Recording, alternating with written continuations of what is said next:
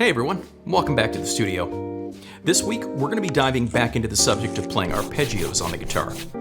Last time we tackled this topic, it was through the lens of playing arpeggios that come from chords diatonic to the major scale. In this lesson, we're just going to look at playing one chord in a variety of different ways. Why only one chord? Because we can use it as a substitution option for a ton of different sounds.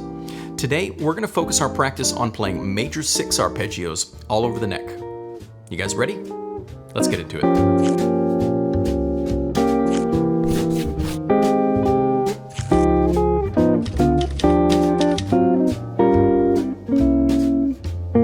If you've been learning from me here at the studio for any length of time, you've probably noticed that I'm a big fan of organizing my practice by groups of strings. Well, that trend is going to continue here today. The first thing we're going to look at is playing the major 6 chord, in this case an F6, in groups of 3 strings at a time across the entire register of the guitar. Here's the first group consisting of the bass strings E through D.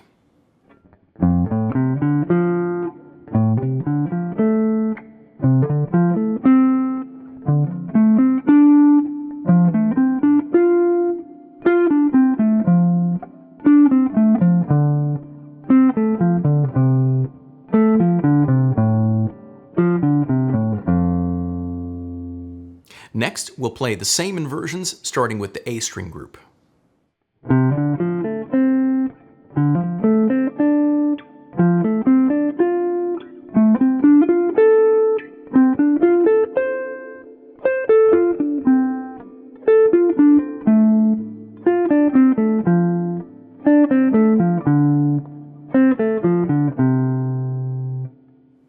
Now we're going to repeat that exercise again with the group of 3 strings that starts with the D string.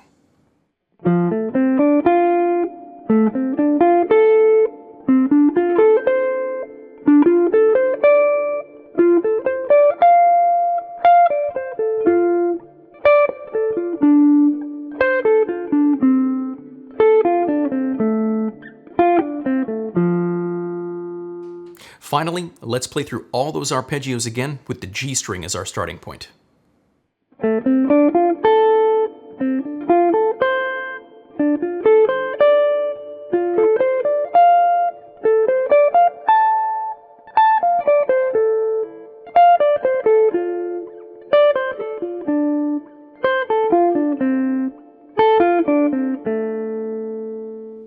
Up next, we'll look at a few different ways that we can practice this sound, covering a wider range of the instrument at one time.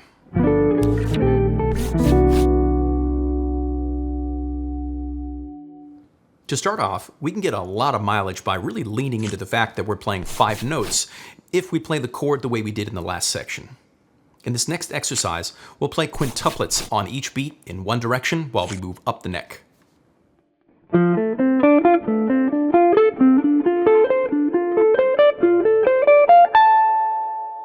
Doing this efficiently might involve changing the fingerings from some of the previous exercises.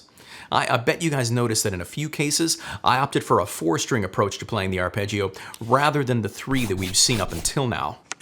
That approach is going to hold true in the next exercise, where we'll take the same quintuplet pattern, but move it back down the neck this time.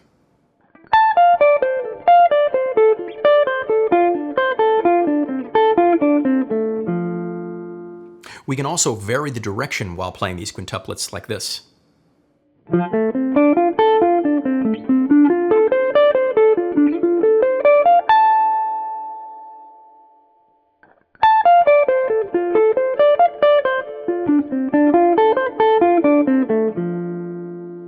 Obviously, playing quintuplets as 16th notes like this has upper limits on tempo. You can still do the quintuplet thing, but as 8th notes, it's going to cover 2 beats instead of 1. It's kind of weird at first, but it's a really cool syncopation once you get the hang of it. One other way I really like to practice stuff like this is by covering the entire range of the instrument in one go. In my video on pentatonics, I showed you guys how I like to cover the whole range by playing those as 3-note per string patterns. Since the major 6 chord has a sort of pentatonic-like sound, this next exercise may feel and sound a little familiar to you.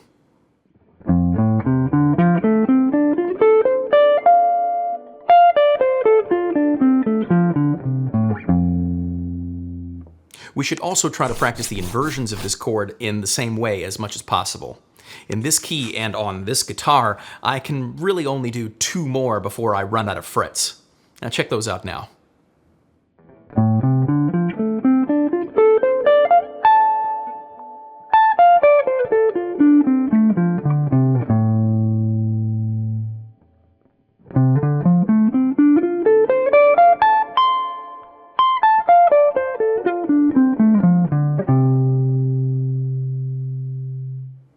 It might seem a little impractical to spend time practicing such huge shapes that you don't often get a chance to play, but trust me, there's a ton that you can learn about your technique by practicing this way.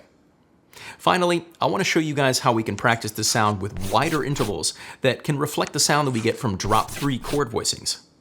Just in case you're unfamiliar with the chords that I'm talking about, first check out the actual drop 3 voicings that we're trying to evoke with single notes.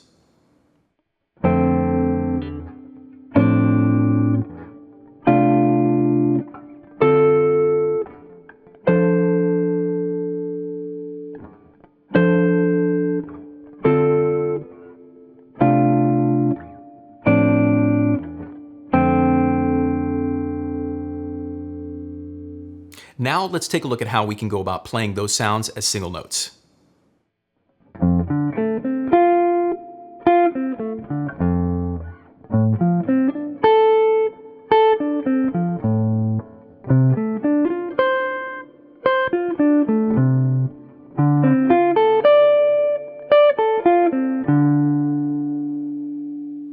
Once we're comfortable with these shapes, we should try and sequence them in a way that's similar to how we've done it in the past, like this.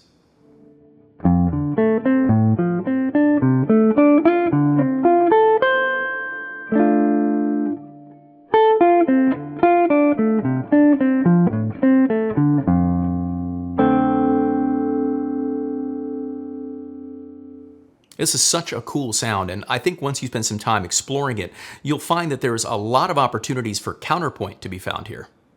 Since the voicings are so spread out, they really lend themselves to a contrapuntal approach when you're improvising.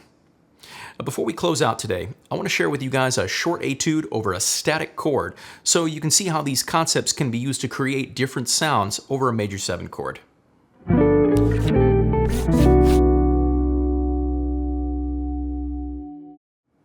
In these next 8 bars, we're going to be using sounds from the F6 arpeggios that we've learned today, along with the occasional diatonic passing note to make things flow a little better. Obviously, there's tons of ways that we can apply this kind of substitution to a whole tune, but since we've just been focusing down on one chord quality today, I figured showing you the ideas in action over a static chord would be best. This is also a great way for you to practice exploring new sounds before taking the jump to practicing them over chord changes in motion. Check out the etude now.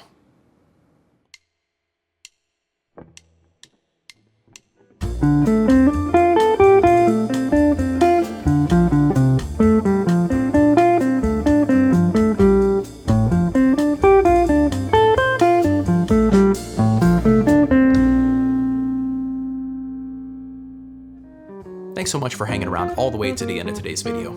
Make sure you let me know down in the comments what you guys thought of the lesson. Arpeggios are a huge topic, so it's always fun for me to dip back in and show you guys something new.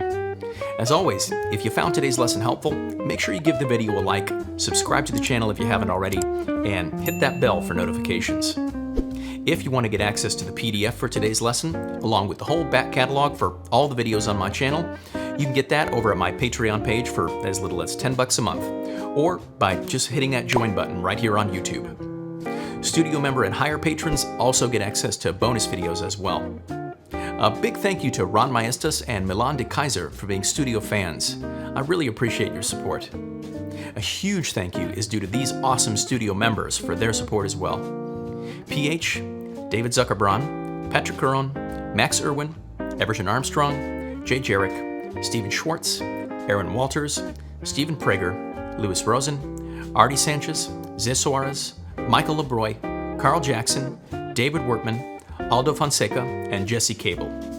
An extra special shout out to Jazz Luminaire patrons Vibab Babdi and Bill Jacob.